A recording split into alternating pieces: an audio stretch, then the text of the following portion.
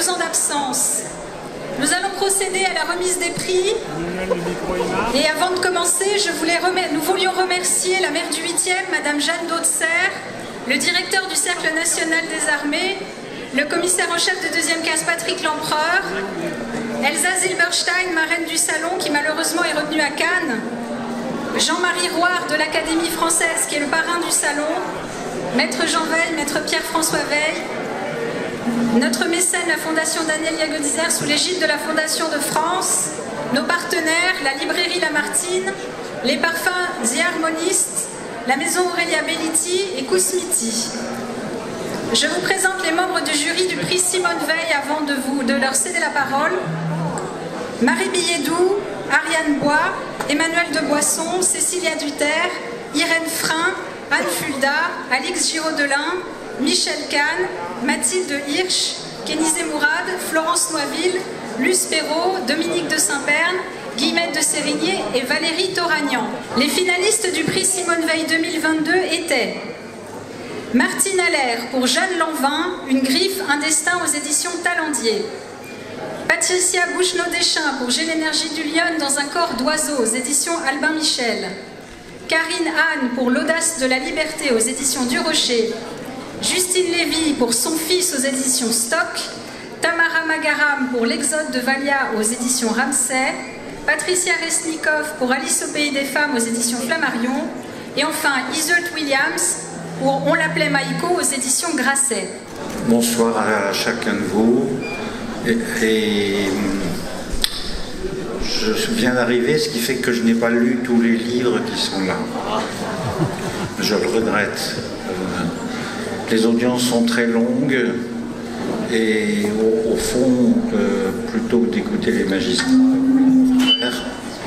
on ferait mieux de lire ce que vous avez écrit. Moi, je ne dois finalement qu'indiquer, l'annoncer, le prix de Simone Veil, le prix Simone Veil 2022, qui a été attribué à Veise Williams. On l'appelait Maïko et il est édité chez Grasset.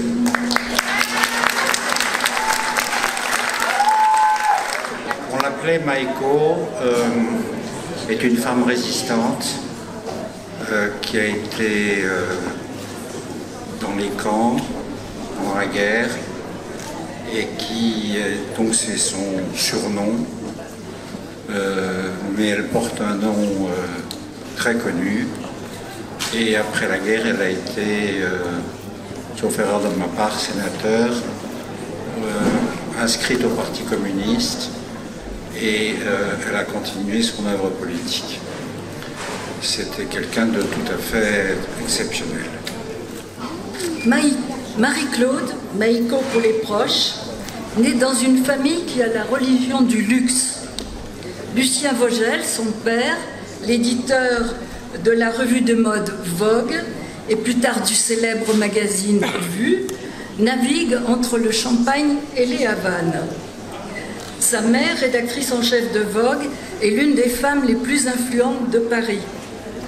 Toute petite, le mannequin Maïko tournoie en robe d'organdi sous les flashs des photographes.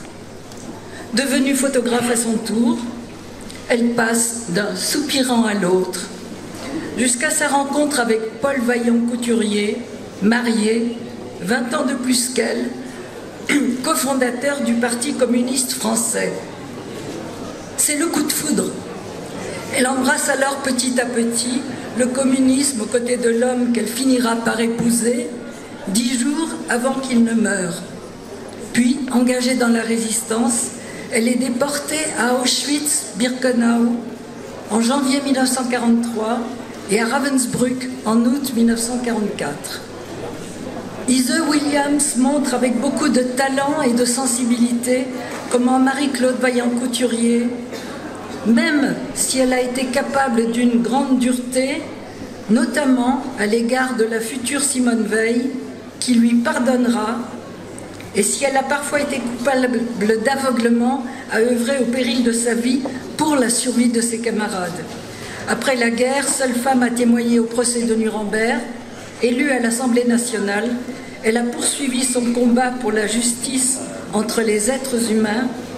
Nous remercions du fond du cœur Ise Williams pour ce livre lumineux.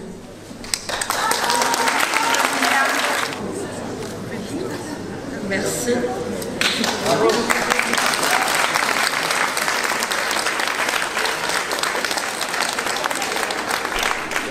Je pense qu'il ne pouvait pas y avoir un prix qui aille mieux à Maïko et à sa vie, à son engagement tout au long de son existence. C'est d'autant plus émouvant que Marie-Claude Vaillant-Couturier, comme vous l'avez rappelé, et Simone Veil se connaissaient. Leurs chemins se sont croisés, je pense, dans le pire moment de l'histoire du XXe siècle, c'est-à-dire en août 1944, en Silésie, à Auschwitz-Birkenau. Vous parliez de la dureté de Marie-Claude. Je veux m'expliquer là-dessus parce que c'est quand même important de comprendre. Marie-Claude Vaillant-Couturier était là depuis 18 mois et elle avait organisé la résistance au sein de Auschwitz et elle essayait d'organiser en fait une fuite pour pouvoir dire ce qui se passait dans les camps. Et à ce moment-là, il y a une très jolie jeune fille qui est rentrée dans le bâtiment et là, elle a eu un moment un peu brusque. Elle a dit non, mais il faut sortir d'ici, on ne peut pas avoir de juifs à l'intérieur du bâtiment en ce moment parce qu'ils étaient en train d'organiser leur fuite du camp. Voilà, en fait, Marie-Claude et Simone se sont ensuite évidemment fréquentées plus tard dans leur vie politique et elles se sont expliquées sur cet épisode et Simone Veil a tout à fait compris les raisons et le pragmatisme de Marie-Claude à ce moment-là. Voilà, en tout cas, je suis certaine que c'est le plus beau prix que Marie-Claude aurait aimé avoir, d'associer ce soir le nom de ces deux femmes alors que nous sommes confrontés une nouvelle fois à la tragédie de l'histoire me semble particulièrement symbolique. Merci. Eh bien, je suis très heureuse d'annoncer le prix de la femme de lettres, qui est la 3e catégorie de prix, que nous avons choisi de décerner à Justine Lévy pour son roman Son fils, paru chez Stock, un très joli livre qui est un journal imaginaire entre une mère dévorante d'amour pour son fils, qu'elle surnomme Nanaki, et qui est Antonin Arnaud. Donc on voyage entre son génie, sa folie, cet amour qui est étouffant, jaloux, obsessionnel. C'est écrit d'une plume fine, alerte, et ce qui est intéressant, c'est que ce livre, il mérite vraiment ce prix de la femme de lettres.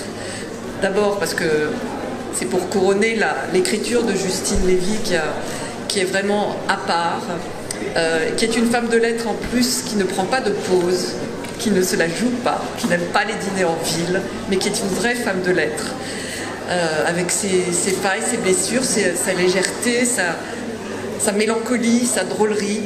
Et vraiment, nous sommes très heureux de la récompenser ce soir. Justine montera-t-elle sur scène? On l'espère. Merci. Merci beaucoup.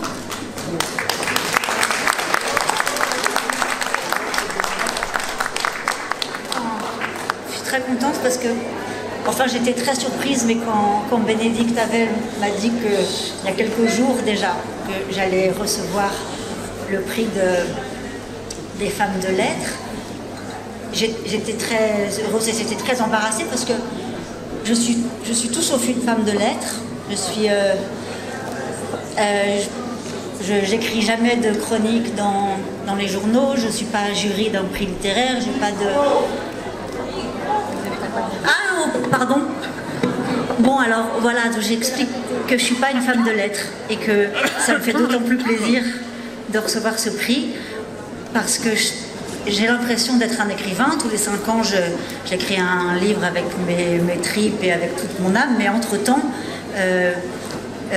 j'ai un petit bureau dans une maison d'édition depuis 25 ans et je lis les manuscrits qui arrivent par la poste et je les lis consciencieusement et je les refuse consciencieusement et c'est vraiment le poste qui me permet le moins de rencontrer des écrivains qui soit. Et puis, voilà, j'ai jamais voulu participer à la vie littéraire, quelle qu'elle soit. Et donc, voilà, c'est assez... Enfin, je me dis que du coup, si on m'a remis ce prix aujourd'hui, c'est que vous avez dû vraiment rudement aimer mon livre, alors je suis très contente. Voilà. Merci. Mesdames et messieurs, bonsoir et bienvenue dans ce cercle national des armées. On m'entend? Parfait. Chère Michel Rossi et chère Alexandra, les organisatrices de ce salon, sans elles, on n'aurait jamais eu. C'est la 12e édition du Salon des femmes de lettres. Mesdames les écrivaines, auteurs, mesdames et messieurs, messieurs les écrivains, les journalistes auteurs, les journalistes, mesdames et messieurs les photographes, il m'est particulièrement agréable d'être avec vous ce soir, dans ce lieu longtemps réservé aux hommes, il faut le reconnaître, pour célébrer les femmes de lettres. Et malheureusement, elles ont besoin de cette visibilité. Les femmes sont souvent au centre des livres, mais trop souvent à la marge de la littérature. Songez que seuls 16 des 118 prix Nobel de littérature ont été attribués à des écrivaines. Les programmes de littérature au collège ou au lycée n'accordent qu'une part résiduelle aux femmes de lettres. Il me revient l'honneur de remettre l'un des 3 prix décernés ce soir à Patricia Bouchenaud-Deschamps pour son livre « J'ai l'énergie d'une lionne dans le corps d'un oiseau » chez Albin Michel.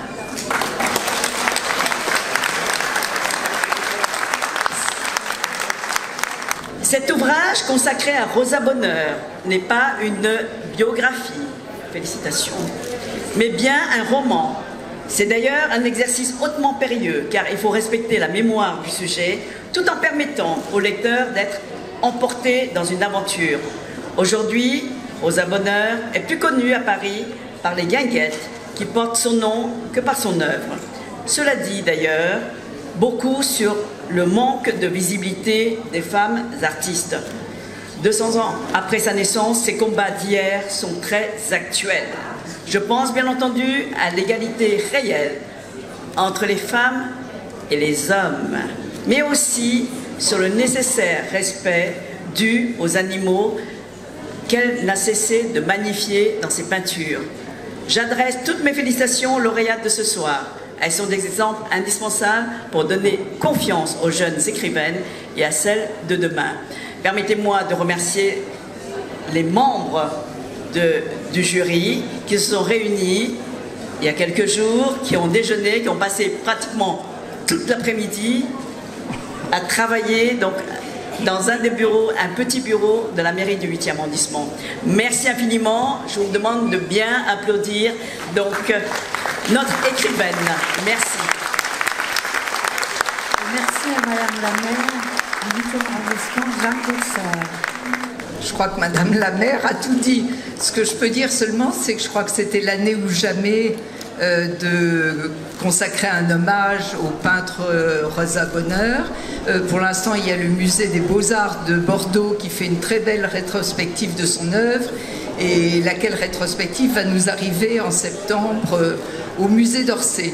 Mais disons que Rosa Bonheur avait déjà un extraordinaire succès de son vivant.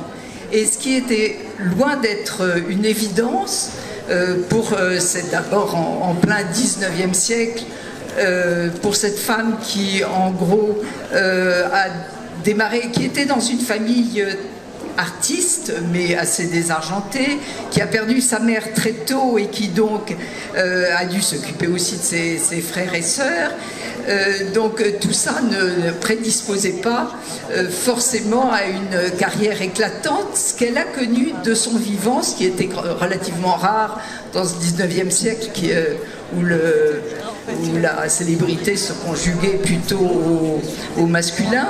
Et elle a toujours revendiqué une grande liberté Et c'est ça qui me frappe le plus en elle et que rend admirablement ce livre qui, avec beaucoup d'empathie et avec beaucoup de finesse, analyse le succès de cette femme qui revendiquait, par exemple, de pouvoir s'habiller à sa guise, de pouvoir s'habiller en homme, et j'ai réalisé qu'il fallait demander une autorisation semestrielle pour porter comme ça un costume masculin, ce qui est quand même assez extraordinaire. Donc voilà, je pense que vraiment c'était un prix qui, un livre qui vraiment méritait ce prix de la mairie du 8e que Madame la maire vient de lui remettre. Merci.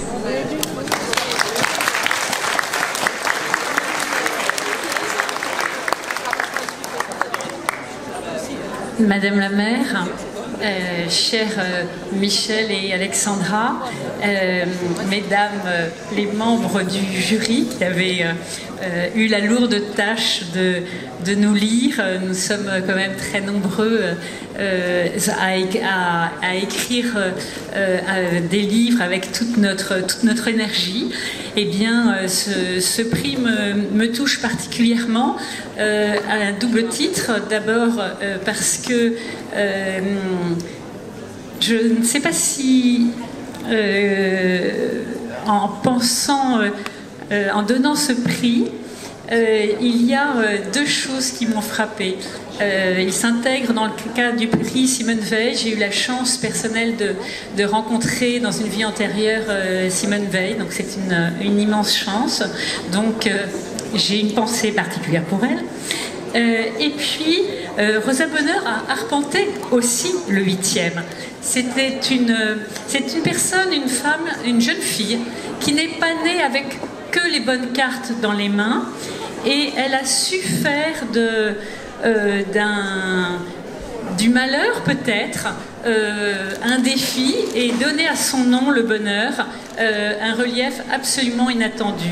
Être femme au 19e siècle n'était pas quelque chose de simple. Être une artiste, vouloir devenir une artiste, l'était encore moins. Se jurer sur la tombe de sa mère à l'âge de 11 ans que l'on deviendra vestale de l'art et que l'on ne se mariera pas, que l'on se consacrera aux arts, donc à la peinture et à la sculpture, et que l'on deviendra riche, c'est juste quelque chose d'absolument impossible à l'époque. Et 20 ans après, elle a réussi. Et pour ma part, me plonger dans les archives, j'ai eu la chance de consulter des archives nouvelles, de découvrir en plus que, eh bien c'est vrai, c'est assez réjouissant, c'est un personnage qui s'est fixé une ligne, mais qui était aussi une femme. Et une femme, eh bien, elle a aussi le droit en dehors d'une ligne tracée, eh bien de saisir des occasions, de dévier, de tomber amoureuse, d'être libre, d'être vraiment libre, d'en prendre les moyens. Et c'est un très beau destin de femme. C'est en plus une artiste, comme vous l'avez souligné. Et j'espère surtout que cette année permettra de découvrir la peintre et la sculpteur, et pas simplement de disserter sur le sexe d'une femme comme on disserte sur le sexe des anges pour savoir si Dieu existe. Merci infiniment. Nous vous remercions tous d'être venus si nombreux, nous vous remercions les auteurs, nous remercions à nouveau le directeur du Cercle national des armées, Patrick Lempereur, nous remercions nos partenaires, Jeanne Dotzer, notre maire du 8e, et nous vous donnons rendez-vous le 8 juin au Fouquet's pour la librairie éphémère du Fouquet's avec le prix de l'art de vivre parisien, de 19h à 21h dans les salons Roger Nimier et Rému du Fouquet's. Et ici même, pour le Salon de l'Histoire, le 5 décembre de cette année, et bien entendu, l'année prochaine, au mois de mai, pour le Salon des femmes de lettres et la remise du prix Simone Veil 2023. Merci à tous.